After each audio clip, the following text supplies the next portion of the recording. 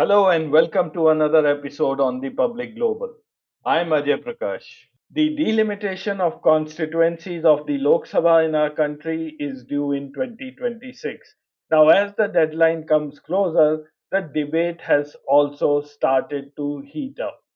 Already, the Chief Minister of Tamil Nadu, M.K. Stalin, has voiced his concerns publicly, and he has a fear that the delimitation may result in Tamil Nadu getting lesser seats in the new Lok Sabha.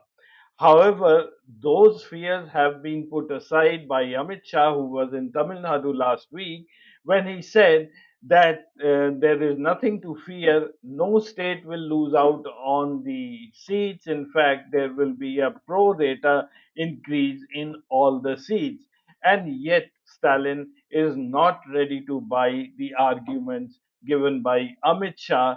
Dr. Palnivel Thiagarajan, Minister of IT in the Stalin government and previously the Finance Minister of Tamil Nadu, in an interview with Karan Thapar yesterday on The Wire, said that there is nothing which gives him comfort to believe any minister of the Modi government if you look at the past record of this government.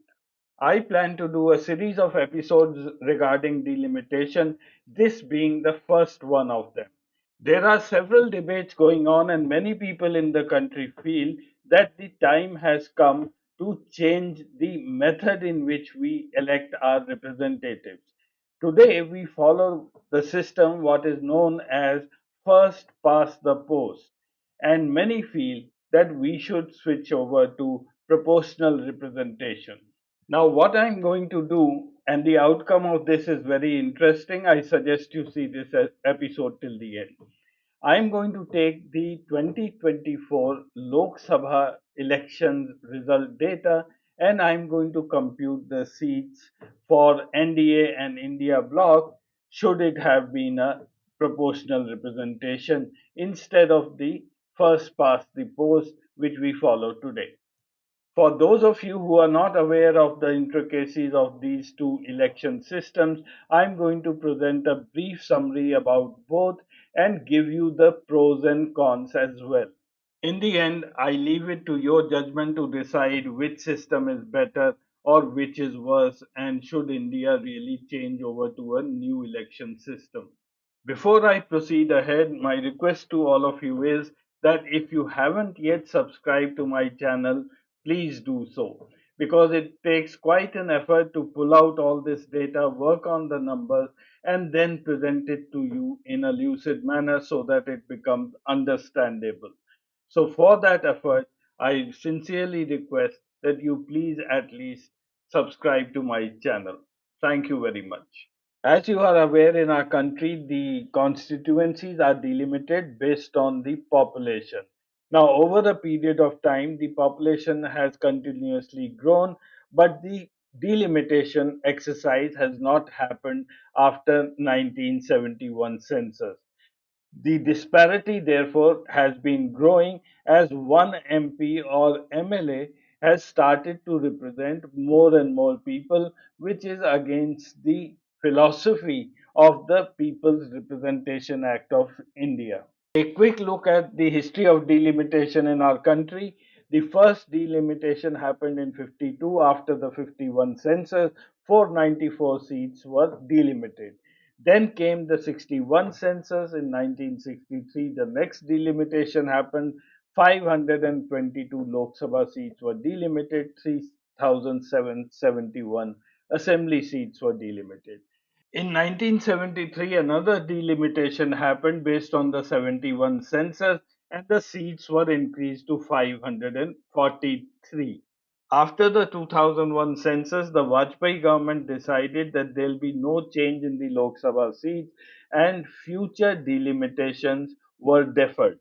The 42nd Amendment to the Constitution of India in 1976 froze the number of seats in the Lok Sabha and state assemblies until the 2001 census. This was done to encourage population control and to ensure that states that implemented population control measures did not lose representation in the parliament. Now, this is very important, and I suggest you give a minute to think about it.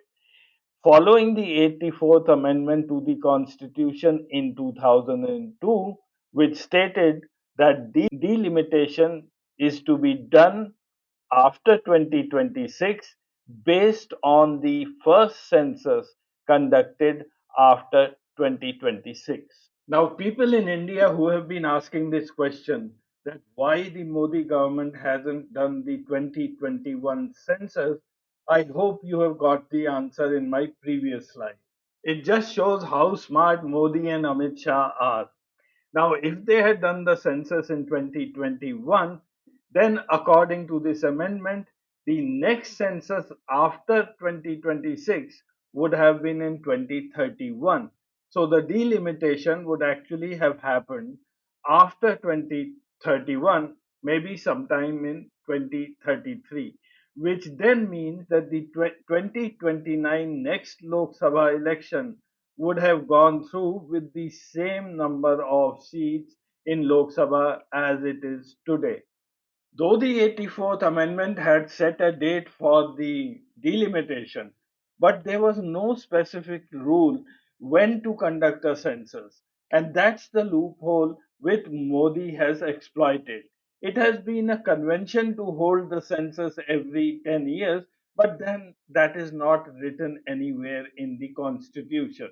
So now the BJP gets a chance to redefine the constituencies in a manner that most probably will assist them to win the 2029 Lok Sabha polls. The opportunity that BJP sees is due to the numbers given in this diagram. This is the total fertility rate for these states.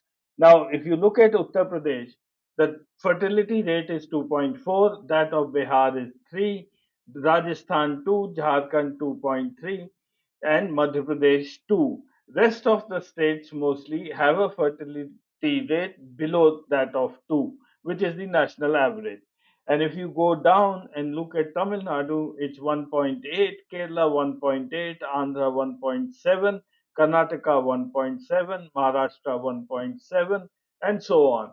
The population of any state stabilizes when the total fertility rate reaches about 2.1 or 2.2, which means that actually in the southern states, the population has been decreasing, while that in the northern states like UP and Bihar, the population is rising.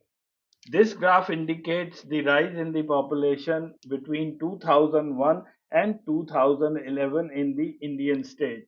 UP population went up in these 10 years by 20%, Bihar by 25%, Madhya Pradesh by 20%, Rajasthan by 21%, and Chhattisgarh by 22%.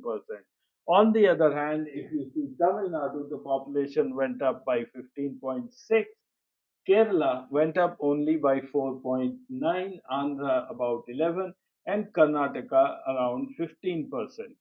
Quite obviously, when these numbers are seen by the southern states, it does cause a lot of concern.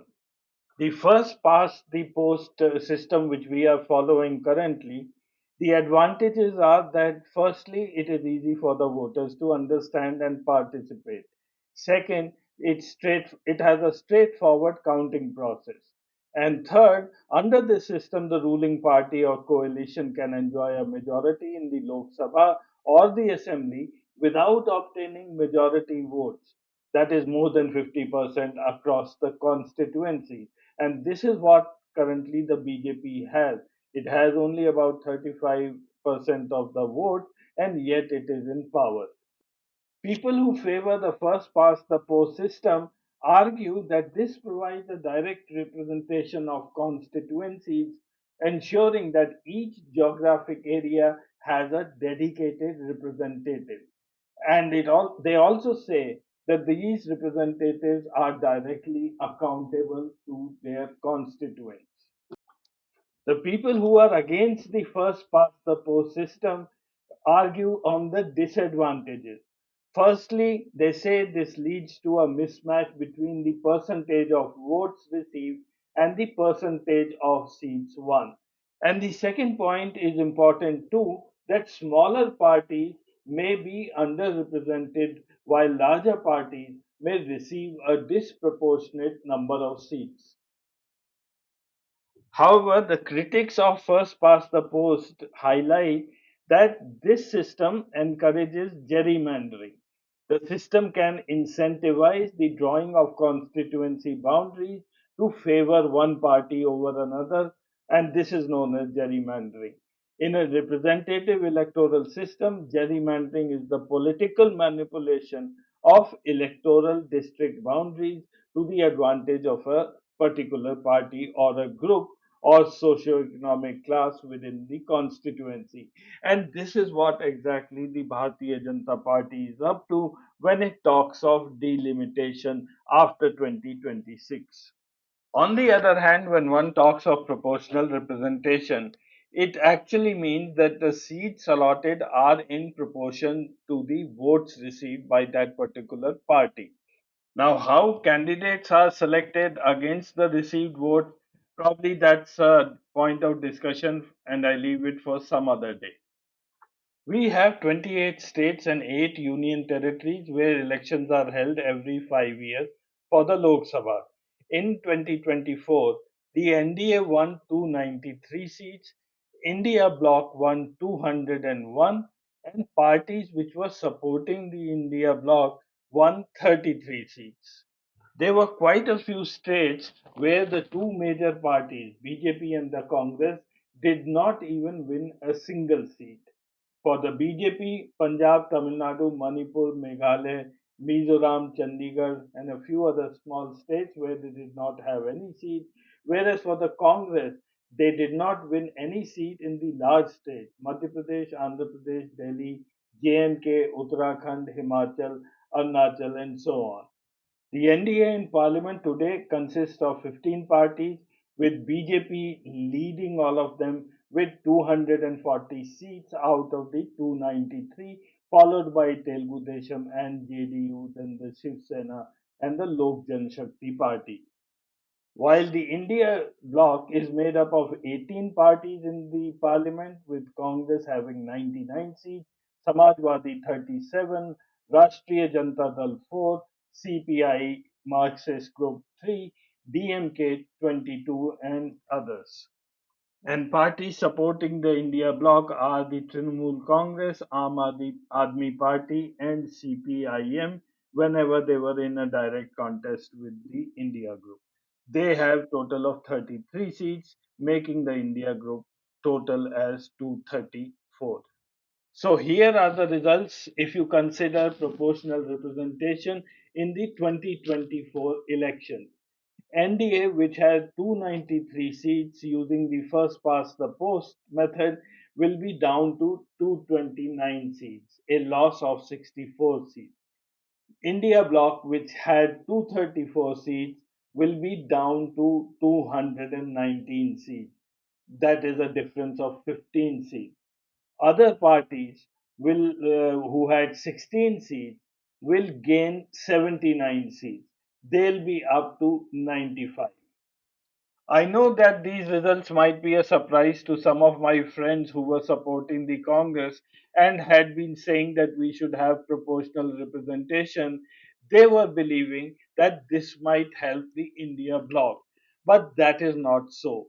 In fact, both the bigger parties are set to lose. It's the smaller parties which tend to gain when we talk of proportional representation. Since I don't have time to go through all states, I have just chosen 5 or 6 important states where I'll show you how the gains and loss are there for NDA and the India bloc. I start with Uttar Pradesh, it had 80 seats, NDA had 36 seats. In proportional representation, they'll be down only one seat, they'll be down to 35. India bloc had 43 seats, they are going to be down by 8 seats, come down to 35, and all the other smaller groups are set to gain 9 seats. Next comes Maharashtra. NDA had 17, they will gain by 4 seats, they'll be up to 21, while the India bloc will be down by 9 seats, they'll come down to 21. The other parties will gain by 5 seats.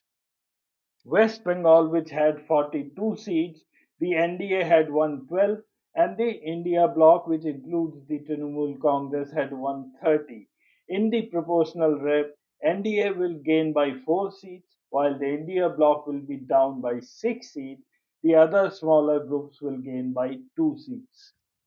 In Bihar, exactly opposite will happen. Bihar has 40 seats. The NDA had 30 seats, they'll be down by 11, come down to 19.